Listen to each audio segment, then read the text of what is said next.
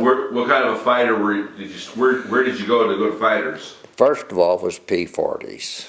And what was that like, with flying those? Oh, well, you were flying a big inline engine, and it was a good airplane. Actually, it was a very underrated airplane. I always thought the P-40 was a good airplane if you flew it like it was supposed to be flown.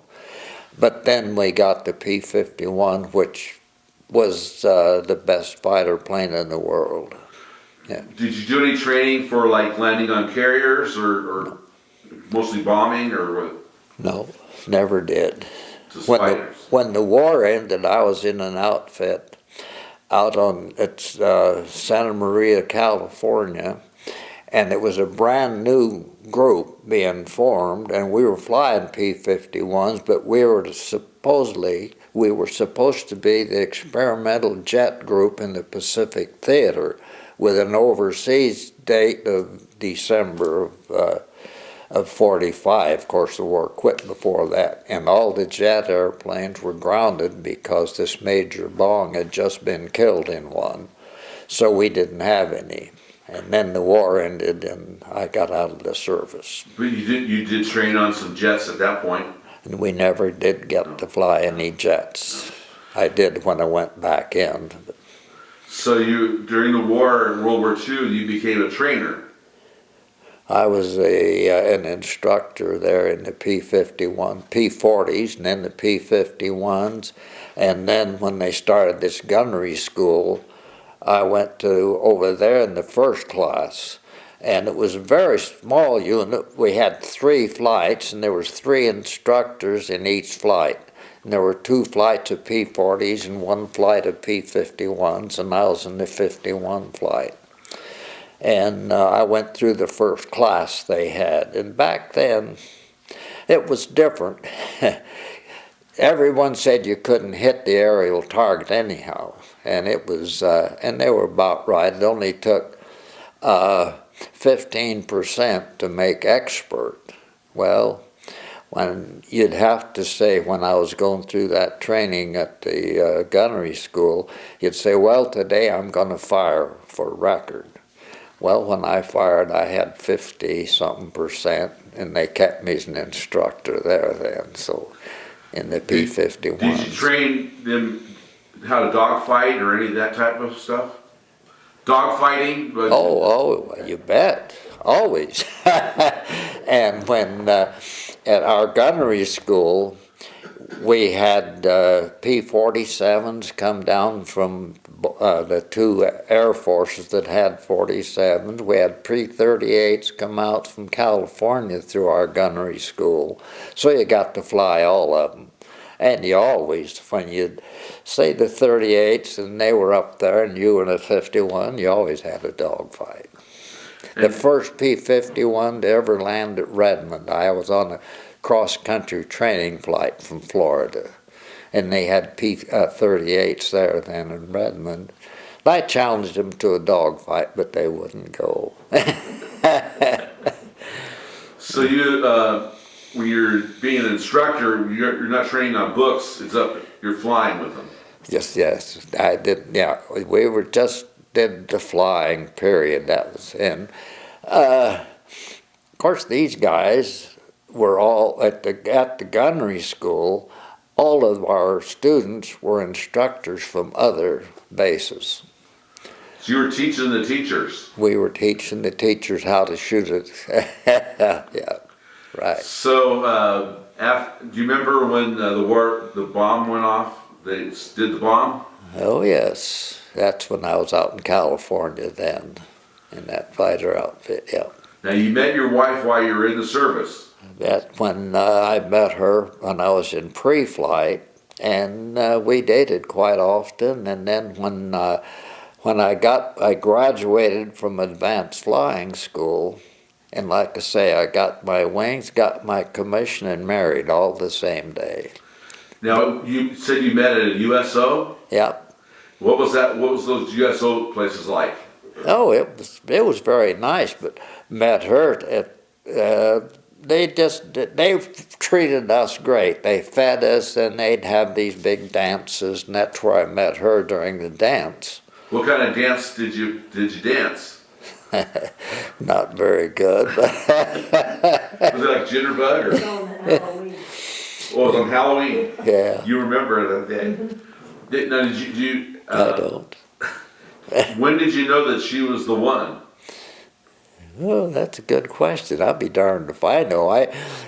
For the first, seemed like the first month, I had met her, and then for a month we were restricted to the base. We couldn't go. And then we were, an upperclassmen, we were going to get to go to town, so they were talking about it, and I said, I remember this girl that I danced with. I have her phone number somewhere. So I called her, and she got a hold of 3 of her friends, and we all just went up there and danced and stuff. And then her mother had us all over there for dinner one time too, and that was awfully nice, you know. Tell us your wife's full name and her maiden name. Betty Jane Hatfield. Yeah. And so and what town was that in? What town were you at when you met her? What town? Oh, San Antonio. San Antonio. Yeah, that's when I was in pre-flight. And then we, of course, when I was up in North Texas, we just commuted. What was your first impression? What she looked like and her personality when you met her? Well, she was a very pretty young lady.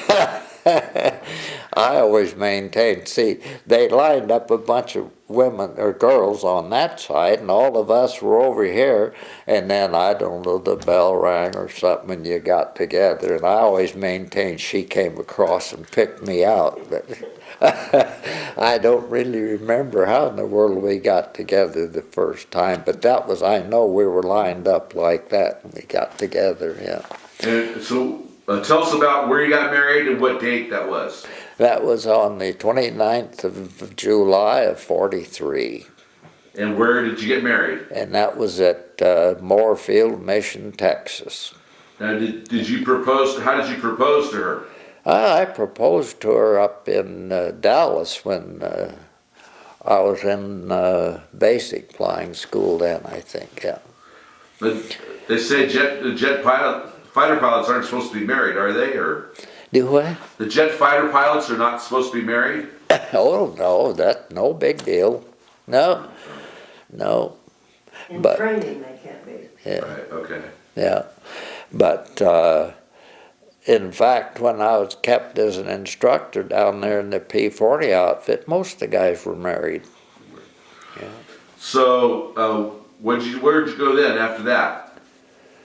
When the war was over, what did you do? Oh, when the war was over, I came back to Redmond, or we did. We had a little a daughter by then.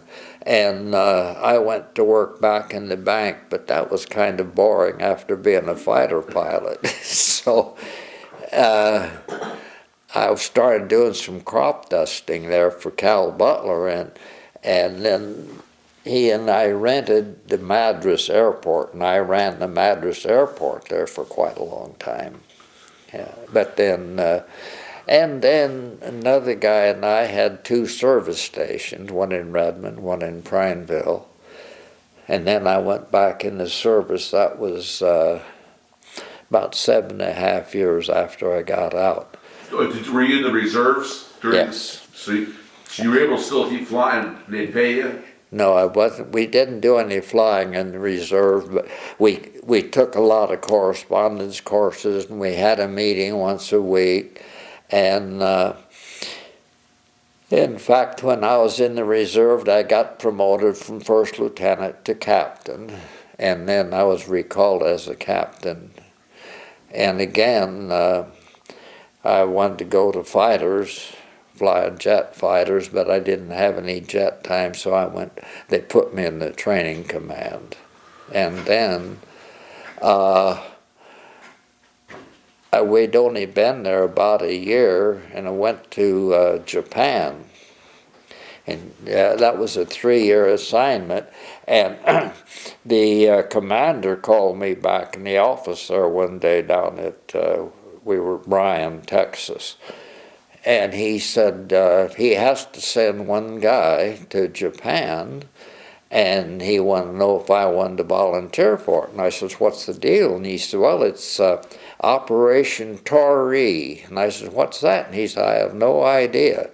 And I said, heck no, I'm not going to volunteer for something I don't know anything about. And he says, well, if no one volunteers, he says, you're it, because I got in the service, I was in the service December 7 of 41, and no one else there was in the service back then, or if they had been, they'd been overseas and back, and I hadn't been overseas. And I said, well, that's fair, but I said, I don't think anyone's going to volunteer. Well, they didn't. So went to Japan, and the first Japanese to ever sold on a jet airplane was my student. He had 30 Allied planes to his credit in World War II. What kind of plane was that? That was a T-33. That was a jet. Yes. That was basically an F-80 that was stretched out and 2 seats. How'd you like the jets versus the old style planes? I liked the jet. They burned lots of fuel, but they were great. The thing about it, those jets, like in a P-51, you had that long nose sticking up there, and when you landed or taken off, you had to keep turning like this, taxiing, because you couldn't see in front. I always wondered about that. Well, in a jet, you're sitting up here, and it's like sitting on a post, boy. You can look all around, see, and it was great. But did you ever have any close calls in your flying years? oh yeah, but you kind of forget them. Oh, you're bound to. If you're going to do any flying, you're going to have some. But the thing about, like a jet burns fuel, and a lot of it. Now take a T-33, held 813 gallons of fuel. If you were at sea level and running full throttle, you're burning 960 gallons an hour. And if you can just stop and think about taking a 5-gallon bucket of kerosene and throwing it on that fire, 3 of them every minute, you've got quite a fire going behind you. I've talked to people that were in tanks. They talked about it's cold or hot or the smell. And when you're flying those kind of planes, was it cold for you, and what did it smell like?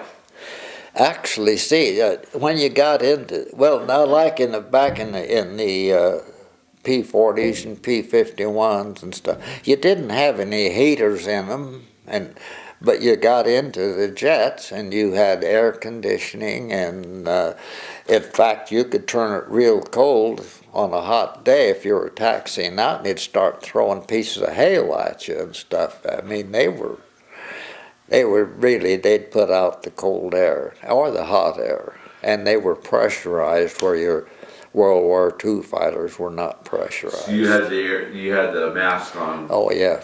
Now, you said you lost some hearing. Was that in World War II, or when you're flying different planes? And you lost some of your hearing? That was back when I was flying jets, and when I was in maintenance in jet aircraft. They didn't have big earphones or things? Oh yeah, but you didn't always wear them, depends. They say that people that are jet fighter pilots or that have flown those kind of planes, you feel independent, that you're real independent because there's nobody there really helping you. No, I don't. Do you feel, they say that pilots of jet fighter pilots have an independent spirit because you rely on yourself. Oh yeah, absolutely, just you. And then, and I flew some fighter jets. The T-33 was a trainer, and I have a lot of time in it. But I had quite a bit of time in 84F, and then some in 86. And